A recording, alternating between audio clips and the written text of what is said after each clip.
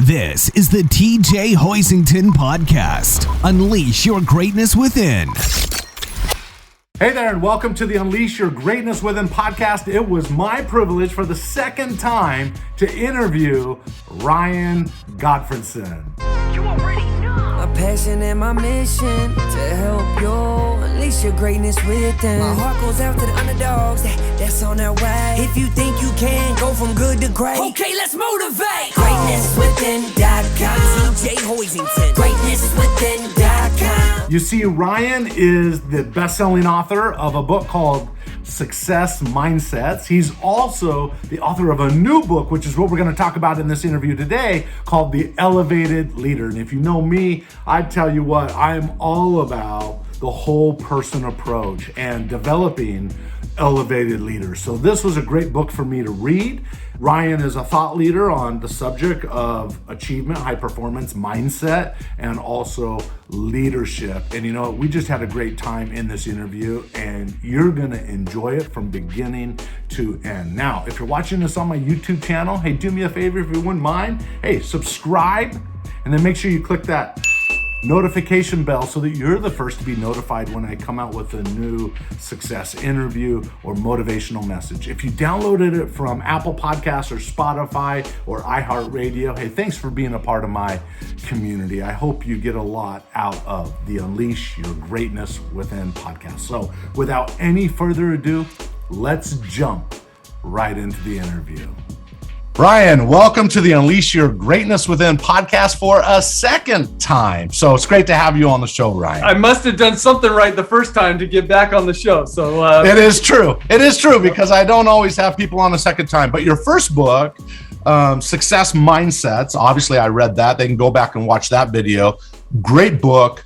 Tons of great information in there that is useful for anyone seeking to get to the next level. But I got to tell you, your new book, which is what this podcast episode is about, it's called The Elevated Leader, right? Did I get that right? I'm not looking at it right now. That's it. Yep. And I'm telling you, I read every single word of that book. In fact, I'll show you, there are 15 pages of notes that I have, and I will just tell the audience, I warn you, we do not have time to go over everything that I have a thought on or whatever. But one of the reasons I think I did is because I've been doing leadership training for over 20 years now, inside many companies, including Fortune 500 companies and so forth. And I resonated with a lot of your concepts and ideas. There were some patterns in the book that I noticed. Tell me if I'm right or wrong here, and then I want you to just dive into it and share with us. But I noticed seem like, I'm being general here, but the first half of the book was really about distinctions of leadership and learning. I felt like the second half of the book is where we get into the real self-help stuff, right? The real dig in deep, figure out how to get ahead from really uncovering some beliefs and so forth, and really re-encoding, as you would say, re-encoding some of those life experiences and so forth in a more effective way. So without getting ahead of myself, tell us, Ryan, first of all, do a quick intro, like maybe a few lines, sentences or so forth, and then jump into the book and let's give us an overview, would you? yeah, so the book is The Elevated Leader, Level Up Your Leadership Through Vertical Development. Yeah. And let me give you a couple of statistics that I find really interesting. So 75% of employees say that their boss is the most stressful part of their job.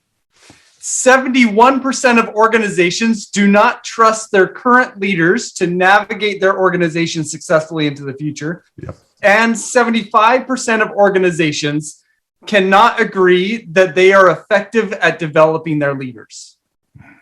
Right? So these statistics suggest to me is that leaders are not as good as we need them to be. And leadership development is broken. And this book is designed to help us to understand the whys behind these numbers. And to really just kind of kick it off the top is what we don't appreciate enough is that there are two different forms of development that we can engage in to improve ourselves.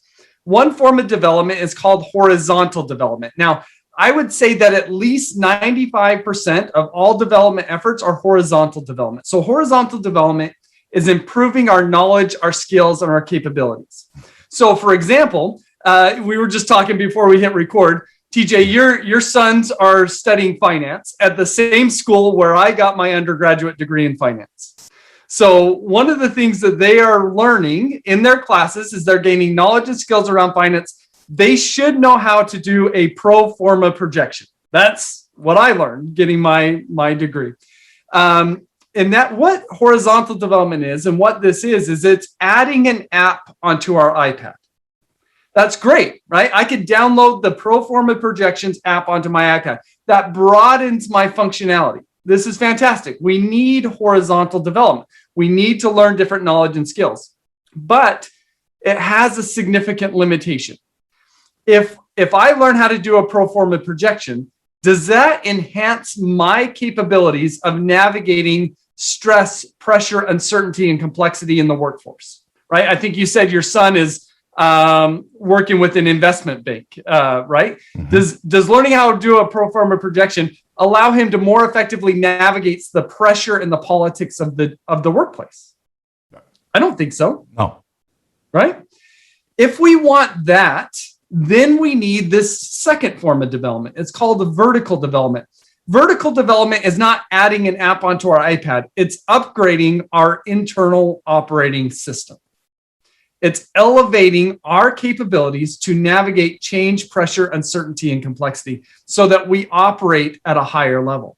So what research has found is that people can operate at one of three vertical altitudes. And what this research has found is that 65% of all adults operate at the base level. 35% operate at the second level, and only 1% operates at that third level.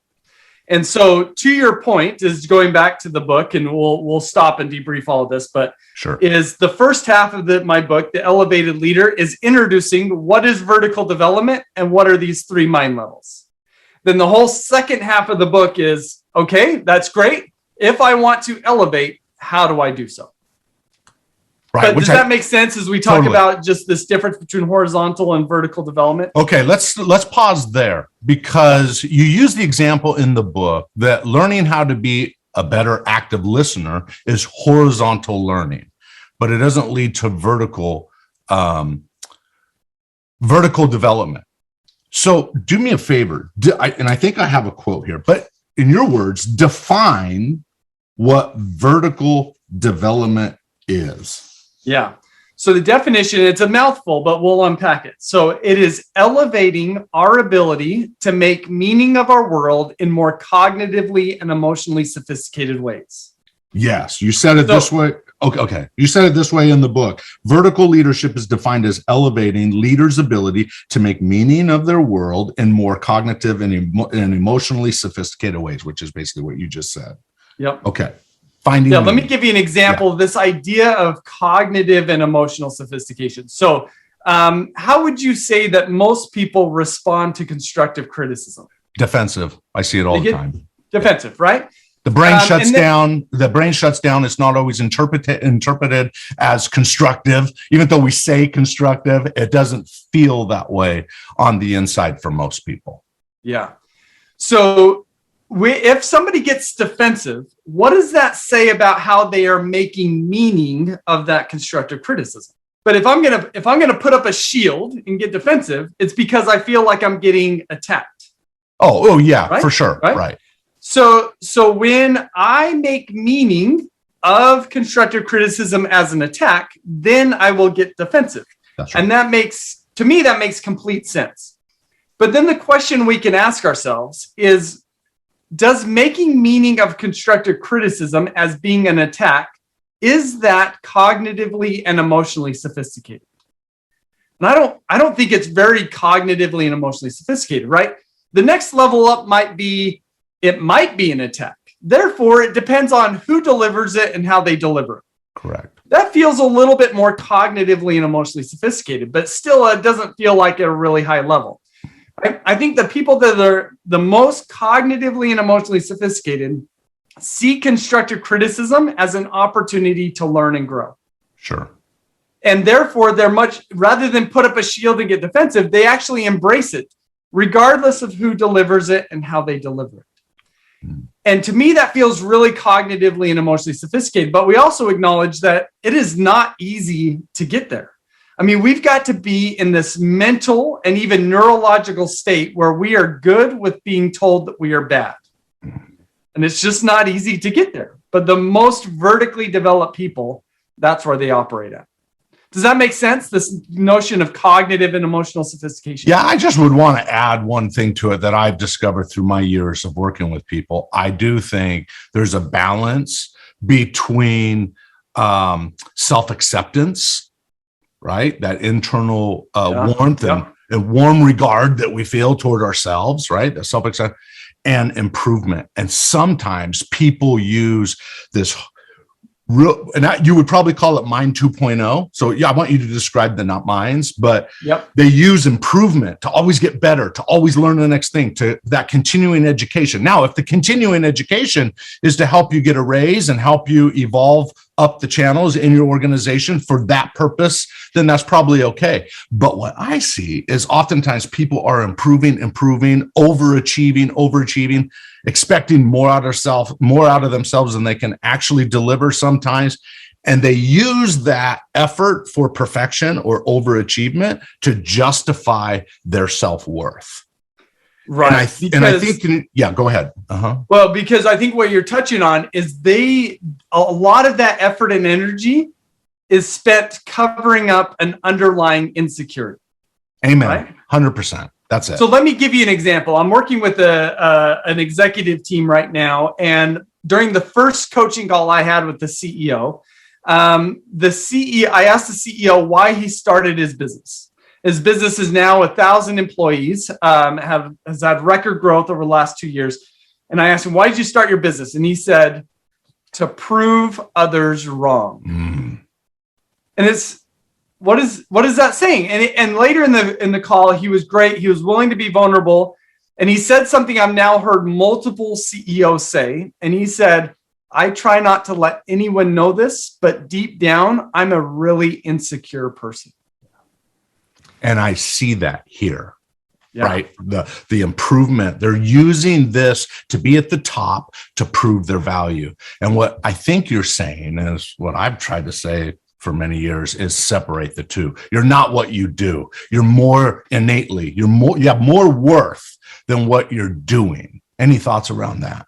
Well, yes. And I'll steal your phrasing, because I think horizontal development is focusing on improving our doings. Correct. Vertical development is focused on improving our being. Yes. And that's what I think when I say those statistics, such as 75% of organizations don't think that their leadership development efforts even make a difference. It's because they're focused on, here are the things that you need to do as a leader. And they're not working with this CEO to say, how do we help you to feel more secure about yourself so you don't freak out and micromanage people when things go wrong? Yes. And thus far, we're not having those conversations and not engaging in those efforts. I think some of us are having those conversations, but I would say that, like you said, 99%, 98% are not getting there. Yeah, I am all about the whole person, and I think you're there as well now, the whole person approach and helping leaders do that. So a couple thoughts. Let's jump into this. So what's the difference between, just define it, the 1.0 mindset or mind 1.0, mind 2.0, mind 3.0? Yeah.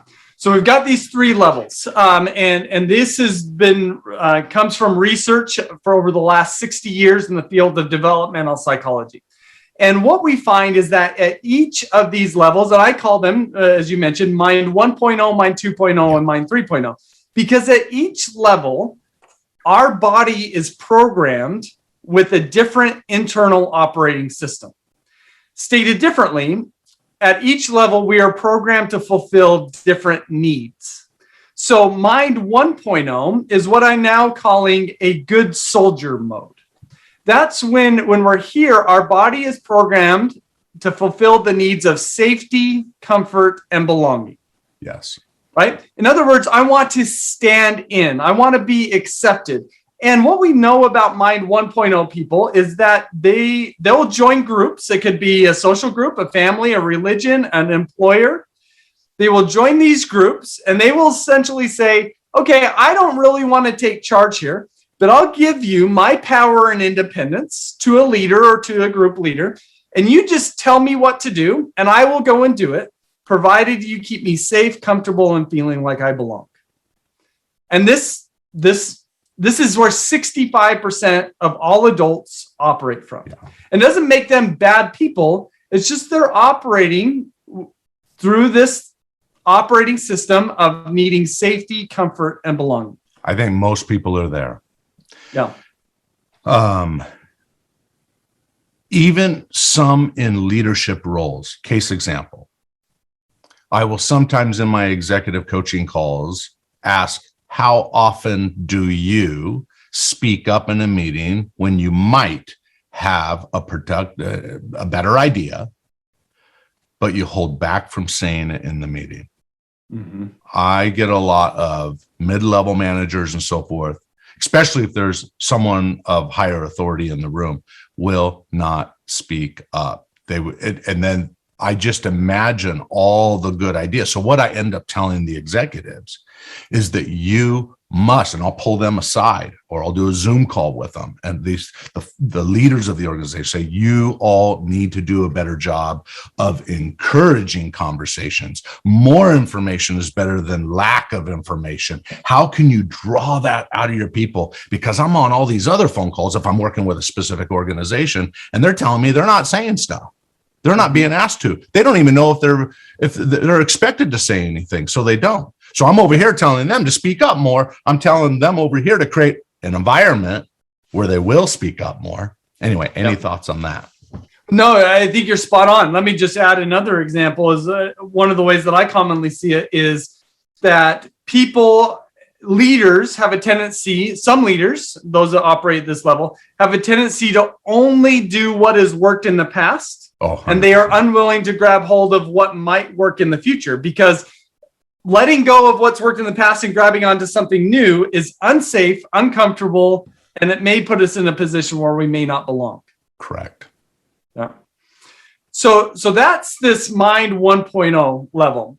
The next level up, and you're going to see a dramatic shift in these needs as we level up. And every level has this dramatic shift. But at this Mind 2.0 level, our needs, our internal operating system becomes programmed to stand out, advance, and get ahead.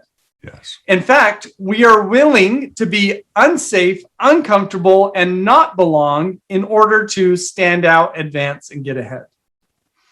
And so when we're here, we shift from being what we might call a dependent thinker at Mind 1.0 to being an independent thinker. We now start to stand upon our own 2 feet with our beliefs. We push away from this group that we've been a part of. And we recognize that there's a whole bunch of Mind 1.0 people that are willing to give of their power and independence.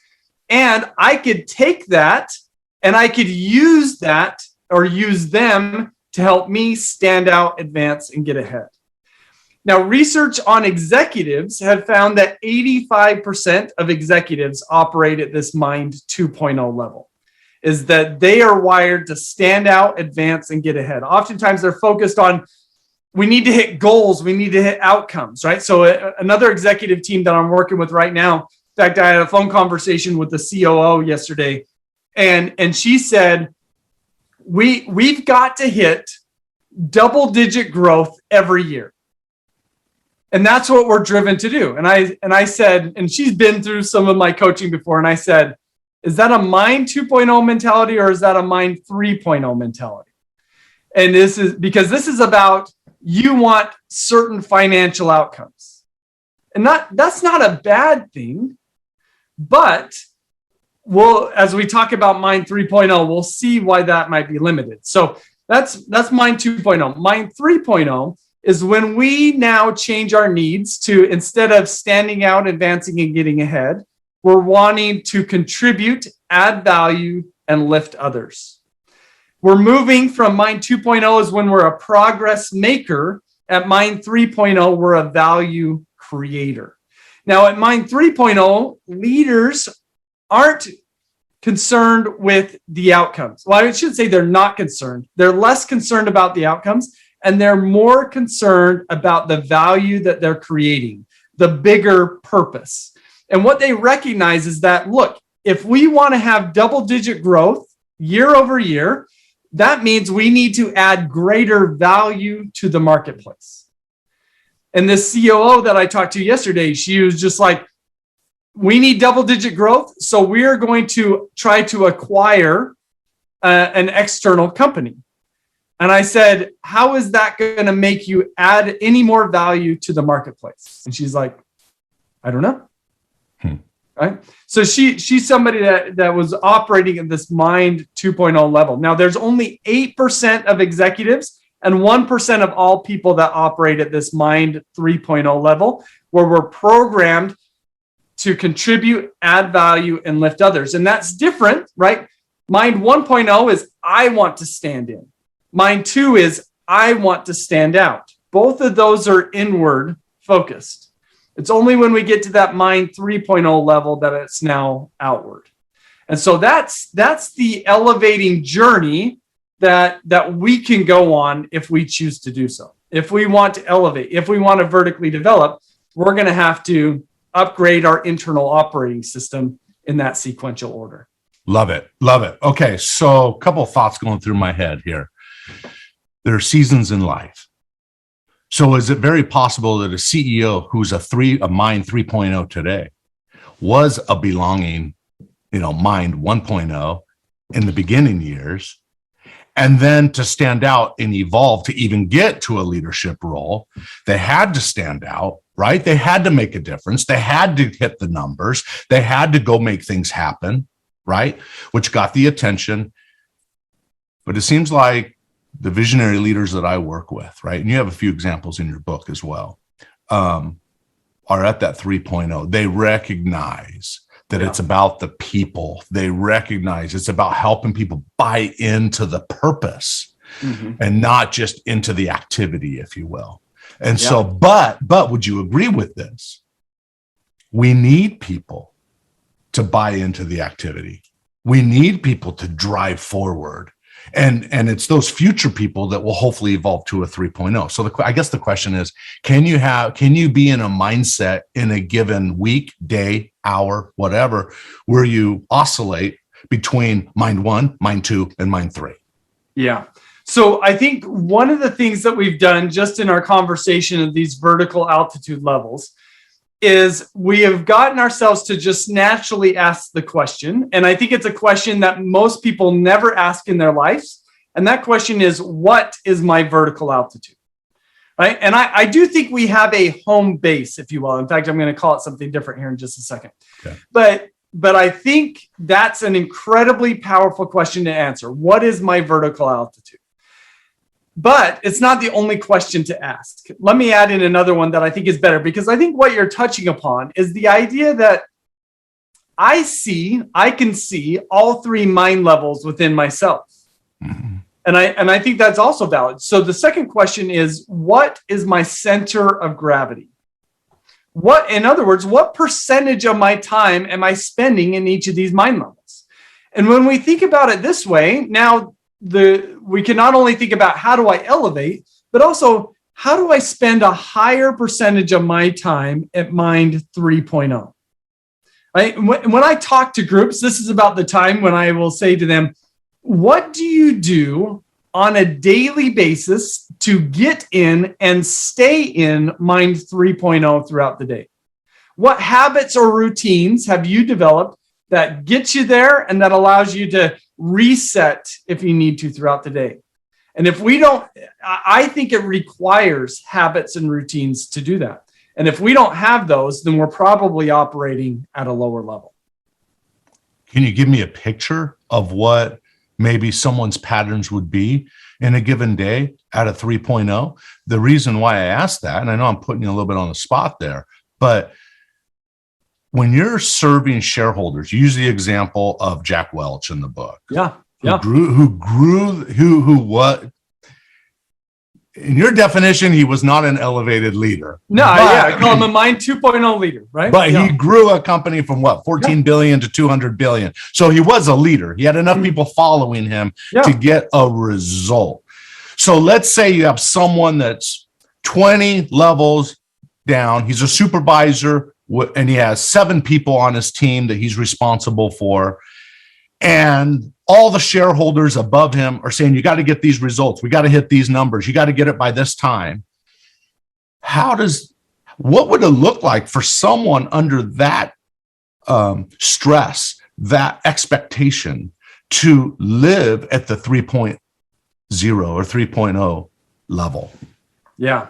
Well, I think that there's some things just holistically we need to do, and there's some things to do on a day-to-day basis. So on a holistic level, we need to get in touch with the purpose. Mm-hmm. And that needs to take greater priority than any goal or benchmark that we're shooting toward. Like a goal is not an end. It is a means to an end for something bigger. Correct. And we need to have clarity on what that bigger is. And I think without that, we are just going to be a progress maker instead of a value creator. So I think that that's a holistic thing. And then I think, I imagine these 20 layers down, it's almost like, I don't know, I would say maybe the phase of life where I'm at, where you're really busy at work, you're trying to grow a business, you've got 2 kids, they're in sports, I'm also a professor, like demands mount up, particularly when you've got kids, you want to be involved in their life, you still want to be a good spouse, you want to support your family, right? So the more pressure we feel, and the more weight we feel, the more inclined we are to turn inwards. And we need to recognize that. And vertical development is effectively about enhancing our load carrying capacity so that we can carry whatever we need to carry without, if you've seen the thriving scale, you can go from suffering to struggling to surviving to thriving. We want to be in a position where we can carry all of the weight that we need to carry and still thrive, right? That's the vertical development journey. And I think there's things that we need to do on a daily basis, daily workouts, to make sure that we have that capability. So let me give you a few that I personally do. I don't think it's for everybody, but it's an example. So one of the first things that I do every morning is I wake up, come to my office, and then I meditate. And for me, oftentimes I'm incorporating meditations that have visualization practices or affirmation practices. And to me, that is designed to help me get more secure with myself, but also to connect with a bigger purpose that I'm about. Once I'm done with that, I get an email every morning from the universe. It's from tut.com, TUT.com. And this is just an aspirational message from the universe. And it's helping me to think outside of the urgent day-to-day needs and see a bigger picture. Okay. And then the next thing I do is then I'll just show you, I've got a 5-minute journal. And I write down 3 things I'm grateful for, 3 things that would make today great, and then some self-affirmations. And so that's effectively my morning ritual to try to get my mind in the right place. But there's part of a day, being an author, there's part of a day where you have to go into 2.0 and put yourself out there to stand out. So where does it begin and where does it end? Or is it all encompassing, I guess is what I'm saying. Well, so that's the thing is when you're in Mind 3.0 I might do things to stand out, right? I might come on a podcast, but for me, I need to get in touch with what is my motive for being on this podcast, right? That's right. And because it can be because I want to stand out, or it could be the Mind 3.0 is because I want to contribute, add value, and lift others. And I want to come into this space from that motivation, as opposed to, hey, look at me, I've got this new book, I'm awesome, everybody should buy it.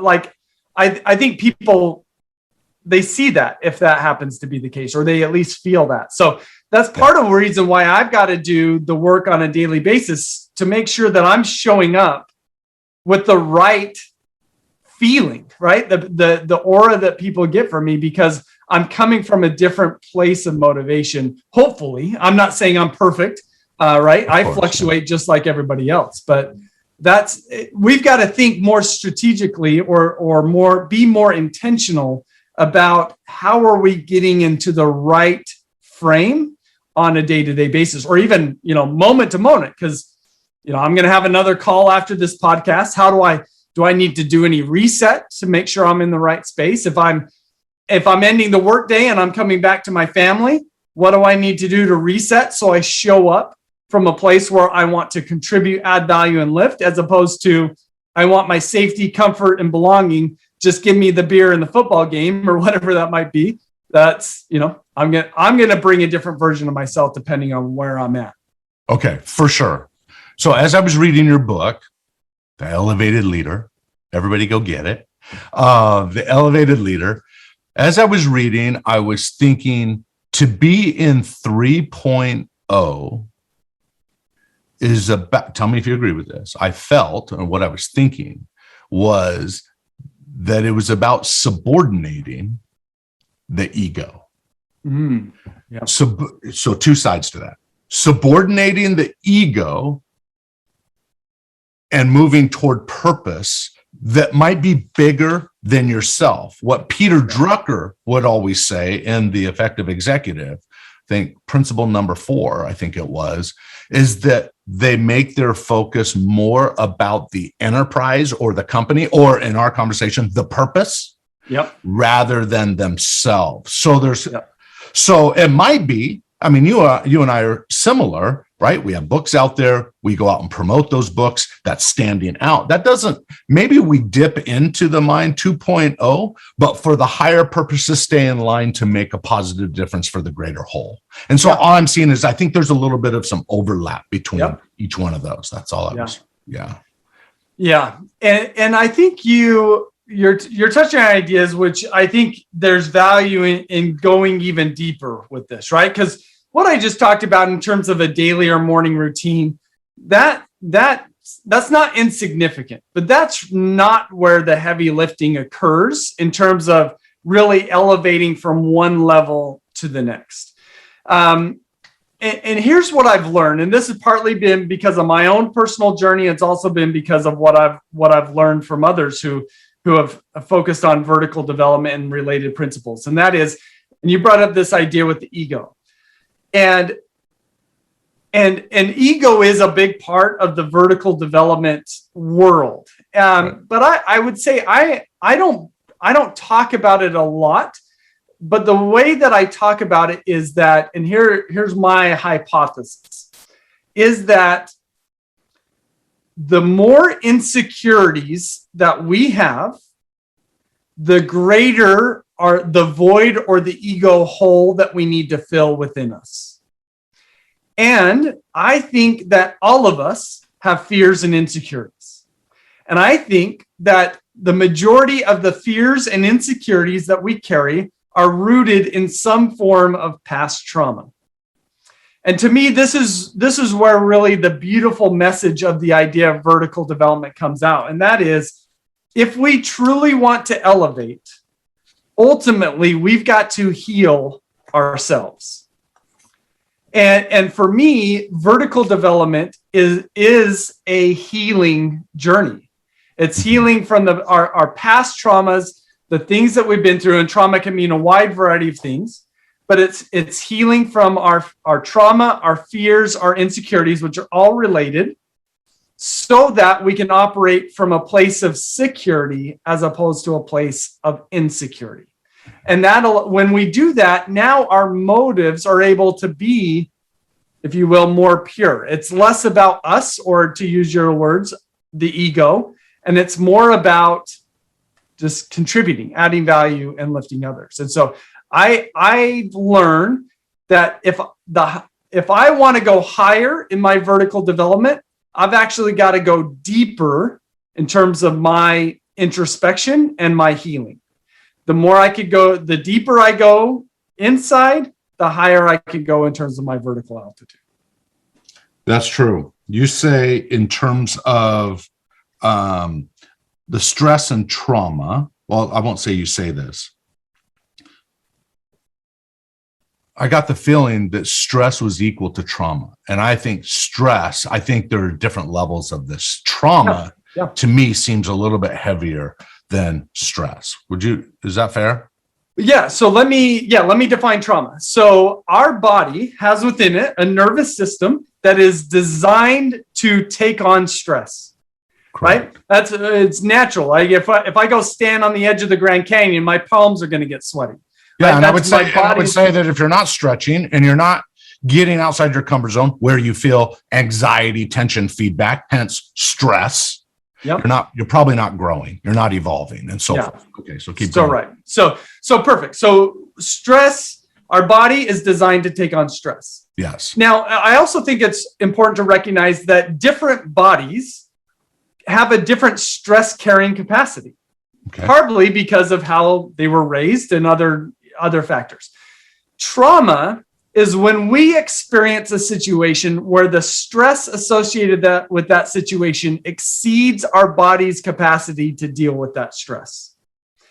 When that occurs, and that's different for everybody, so something that might be traumatic for one person may 100%. Not be traumatic for another, right? Yes. Is when the stress of that situation exceeds our body's capacity to deal with it, our body has to go take rather drastic actions to deal with that situation.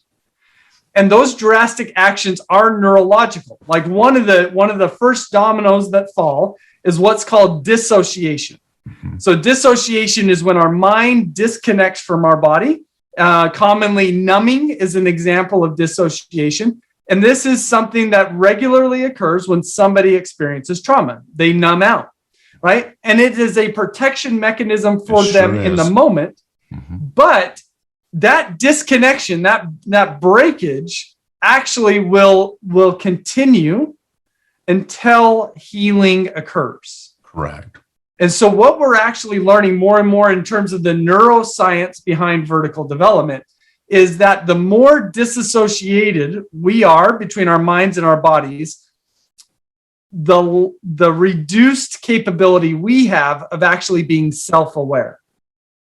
So I would say it's almost 10% of all coaching calls that I have with executives. We get to a point in kind of a process, and I get to the point where I ask them, and it's a natural question to ask at this point in time, but I ask them, what fears are going on for you here? Mm-hmm. And 10%, at least 10% of executives, they'll kind of stop me and say, whoa. I don't know, but I don't know about you, but I don't have any fears. I am not driven by fear. And this always leaves me scratching my head thinking, do you not have fears, or do you just have a hard time connecting with your fears? Are you human? Immediately, that's an example of this person I'm dealing with has some form of dissociation that's going on. And there's something that they're protecting underneath there. And whatever it is they're protecting is wreaking havoc on all of their leadership. And they are having a hard time seeing it. Right. And so that's why. So if we want to vertically develop, that's where we've got to actually heal our body's nervous system. I was just thinking about disassociation. As I was reading your book on this, I went through all the disassociation and different aspects of the whole chapter on trauma and so forth, mm-hmm. which is really, really deep. And I loved it because I'm a researcher at heart. I've often taught people, and I have a few videos out where I've said, when you have a setback in the moment, it's good to disassociate. You used the term a few minutes ago, momentary, it might be fine, or something to that effect. And I think that's just for the audience's sake, I think that's the distinction. If you have a failure, a setback in the moment, even if it's emotionally charged, it's okay in that moment to shrink it, to disassociate from it for a little bit till you get in the right state of mind. But I agree with you. You have to go back to it and resolve it, because as long as you just let that be disassociated without finding a resolution to it, that can equal pain in other areas of your life. So your definition of what you describe in the book of disassociation is more clinical, I would say, whereas my type of definition I'm sharing with people is, hey, in the moment, disassociate, shrink the bad, blow the good out of proportion. What depressed people do is they tend to focus and laser focus sometimes on the negative, overthinking, and they focus on that as the main thing and shrink the good.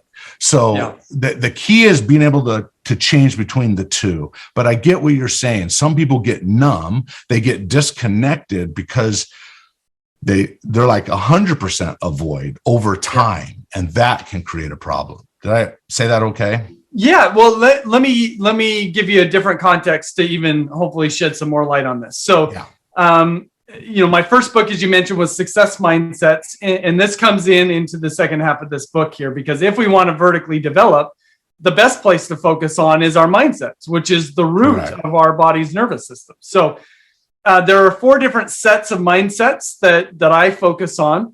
And some of the research that I've done on this, and I think you'll find this interesting, that I've compared the mindsets of people who are married, singled, widowed, and divorced. Mm-hmm. And one of the things that we found with the widowed people is that they are, compared to the other 3 groups, they are more outward, in the sense that they're more caring, they're more empathetic than those who have not lost a spouse, right? So there is in some ways, you might say there is any trauma that we go through. Oftentimes we come out stronger in some areas, but we also may come out weaker in other areas. For sure. So what we also found with these people who are widowers is that they are more prevention-minded than the other groups. So they're more focused on avoiding problems than on reaching goals, right? And that's part of their body's nervous system.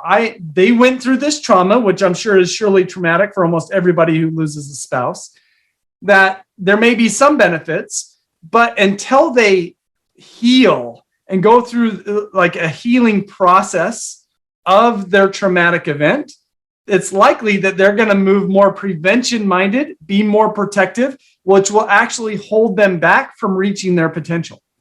And so they've got to, in terms of their healing journey, that's an area that they're probably going to need to focus on in order to, be the best version of themselves. And for some people, they're going to need therapy. For other people, they just need to get up and stop thinking about it and get to work, because it'll get clearer and clearer as you go forward, right? So everybody's vehicle that they use to resolve some of that needs to be resolved. But I'm a big believer that words perpetuate performance.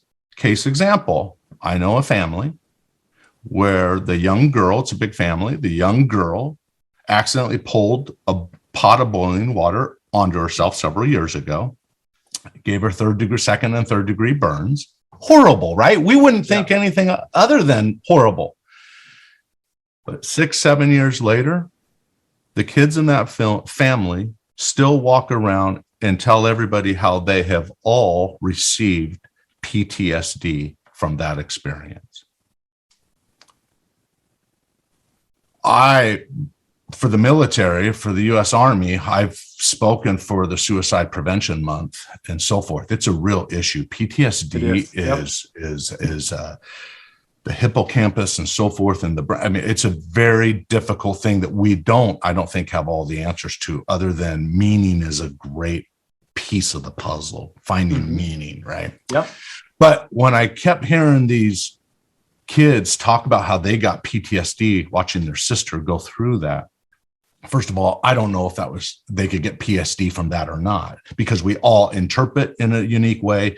Who knows what kind of mental changes people had or brain changes people had and so forth. Yeah. But I do think there's a tendency to speak the things we don't want to happen. One of the things I ask executives, I'll ask this question deep into our phone calls when it feels right. I'll ask, how have you contributed to the problems in your life that you say you don't like? And they go back and they think and go, what am I doing to create this? And I think repeating mantras that are not useful is, in a sense, creating more brittle people. Yeah. At some point, you have to learn from that, grow from it, and move past it. We've all had difficulties. I wrote my best-selling book, If You Think You Can, in the backseat of my car. That was a difficult time, but I'm not living there anymore. Yeah. I evolved from that.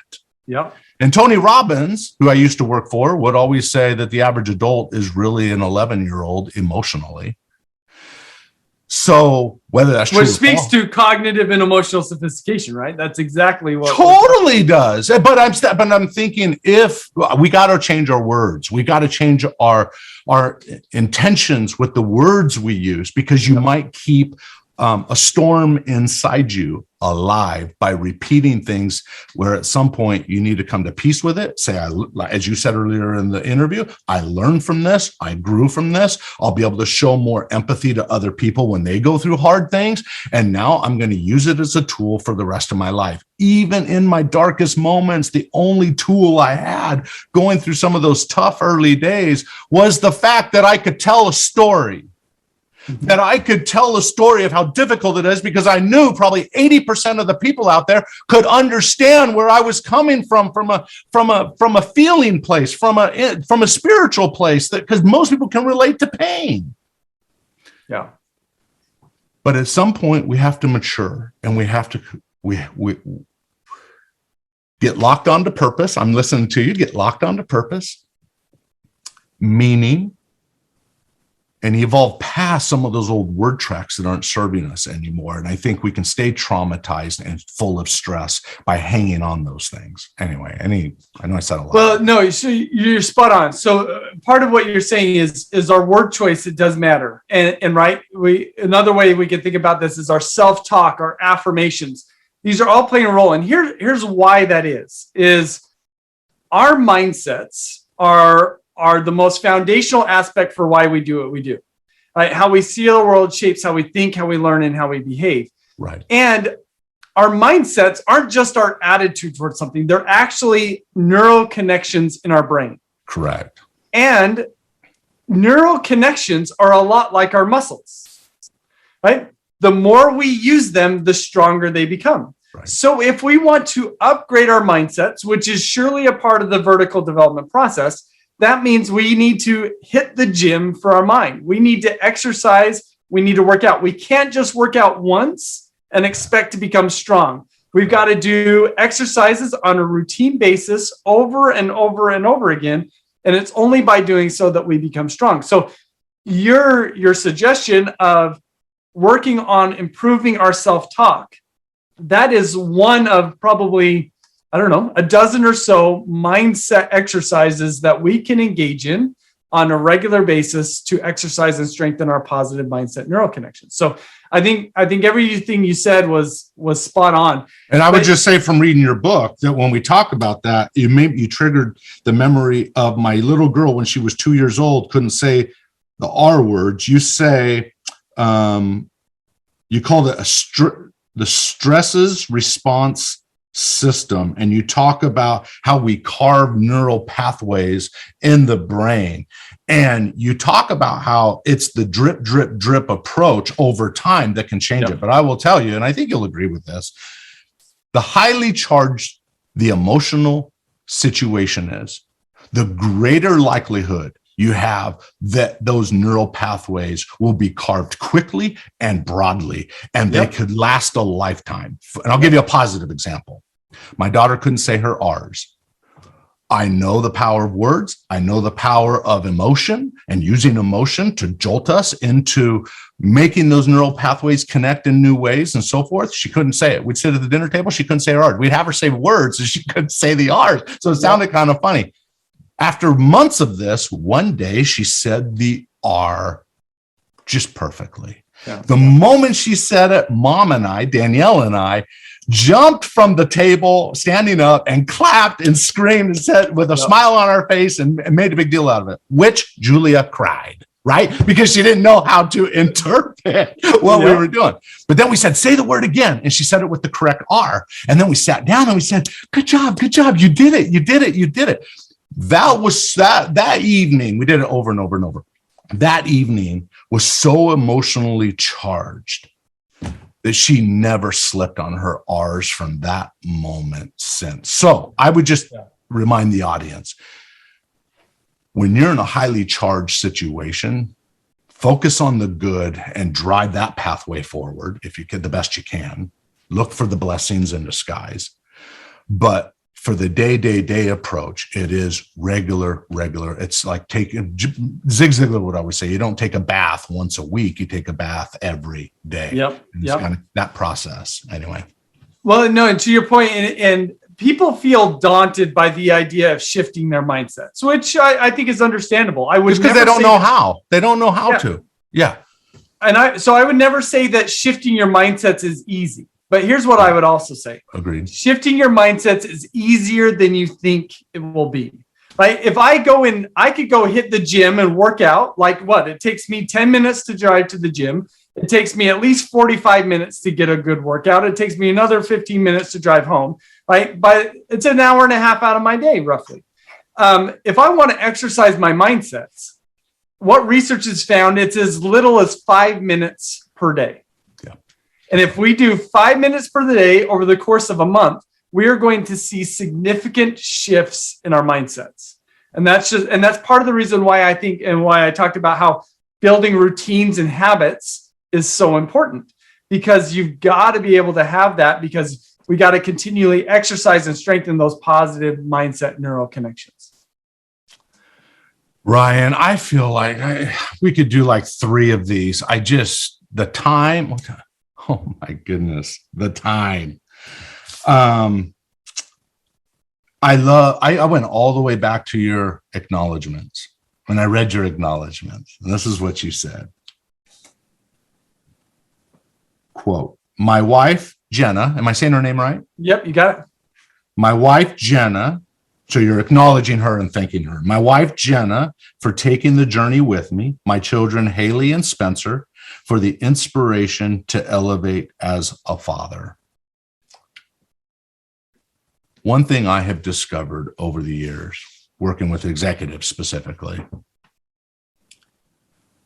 in a group setting, oftentimes we end up talking about the horizontal stuff, the how-tos. Yeah. When you get, and I'm sure you see the same thing. When you get on an individual phone call with someone who wants the help, is willing to be vulnerable, because you create an environment where that they have your confidence and you're going to be real with them and so forth. How quick does it go from the horizontal to the vertical to the personal life? Every executive behind the phone call, in the Zoom, when no one else is watching, is talking about what is going on a personal level, whether it be their family or whether it be themselves or what's stressing them out. And by the way, stress throws everybody out of the whack. I mean, it's just, it's learning to handle stress is one of the things that leaders need to do. I work for the U.S. military, and sometimes they tell me in the trainings, oh yeah, people yell all the time. I'm like, really? That's an okay thing, that you can just yell at someone if they don't do something right? They go, oh yeah, it happens all the time. Ooh, how do we teach people to be calm, cool, and collected, to see the vision of where we're trying to go? That used to be, they used to say in the 1980s and 90s that the employees are the greatest asset of the organization. And it was Ken Blanchard several years ago when I first started this podcast that said, no, people aren't assets. People are people. And I think what your book does, The Elevated Leader, is it helps move people to think more of the whole body, whole person approach, the mind, body, everything connected. And if there are issues that you might be facing that no one knows about, the secret, hey, the second half of this book, I tell you, you go into some of those processes and tools and activities that if you'll go through it thoughtfully, I tell you what, I do believe it can make a difference in people's lives. You really spent some time in the research. You have a lot of stories. You have a lot of examples. You were very authentic in sharing your own personal journey. So, wow, power to you, Ryan. You've done a great job with this book. Any last thoughts that you would have in this interview? I don't know how much longer you can go or whatever. No, yeah, just a few more minutes. This is great. Of course, talk about this all day. So maybe let me touch on two things. So one is what you brought up is what we've seen in our world, particularly because of the COVID pandemic, is the complexity of our world has dramatically increased. And what we've now have to ask ourselves is, has our capacity for navigating complexity, has it kept pace? And for most people, it hasn't. And so what I'm finding in organizations is we're dealing with a leadership deficit where the complexity of their situation exceeds their capacity to deal with it. And it's that gap that we need to close. And we're never going to be able to close that gap through horizontal development. We'll only be able to close that gap through vertical development. And at the core of all of this, and again, I'll just reiterate what I feel like is the most beautiful message because it's part of my story, which is if we want to elevate, if we want to become more of the person that we want to be, if we want to have a more positive influence in the world around us, we've got to heal ourselves. And I think this book is a message. It is a message about elevation, but in order for that to happen, it's ultimately about healing. And so I hope that this helps people to create space for that healing to occur. Agreed. Limitations are mental and self-imposed, but part of the healing process means we have to be able to go in and figure out what can be better. Right? We're always asked to be better. I always tell my audiences, it's not my job to come in and shape up all you guys. It's not my job to come in and tell you to be better. How many of you believe it's important to love your family members? And everybody raises their hand. How many of you believe it's important to eat healthy? Everybody raises their hand. How many of you, it's important to be organized? How many of you believe it's a good value to work hard and be loyal and so forth? They all raise their hands. I said, see, you guys are already good. You don't need me to come in here and tell you how to be good. Here's the difference. You're good, but what does it take to be great? And what I think your book touches on is how can we get to that next level? And it's not going to come by getting the next sale. It's not going to come by getting the next result, as important as those things are. It's going to come in the quiet, pondering places of our minds and our hearts where we can heal and become a more full and complete person, that individual worth that we each have we don't need to prove ourselves, right? In the marketplace, you kind of do have to prove yourself to grow and so forth and to excel. But individually, you don't have to prove yourself. Yeah. And most of the things we fret about, most of the things we worry about don't come to pass anyway. So let's think a little bit bigger. When I was reading your book, the thought that kept going through my mind was abundance mindset, scarcity mindset, abundance mindset, scarcity mindset. So Ryan, you have put a lot of research in this. Again, I got all kinds of pages here that I wish we had more time for. Maybe we could do a part 2. Anyway, you did a great job with the book. I'll make sure we get this out to everybody. Hey, let our audience know where they could go to get the book and so forth. Yeah, best place is my website, ryangottfredson.com. In fact, you'll find some self-assessments that can help you with this. I've got a new vertical development assessment. I've also got my mindset assessment that over 30,000 people have taken. Access to the book on my website. And then I'm most active on LinkedIn. Would love to connect with anybody there. Oh, perfect. We'll make sure we get those links up. I'm sure we've already done it. So make sure that people can get to your site. And I would encourage everybody to get your book. So Ryan, thank you for coming on to the Unleash Your Greatness Within podcast for a second time. I really enjoyed the conversation. No, thanks for letting me be a part of it. It's an honor. You bet. Podcast listeners, thanks for listening. You've taken time out of your schedule, and I really appreciate it. Now do me a favor. If you like what you heard, star it. Thanks. Now go unleash your greatness within. GreatnessWithin.com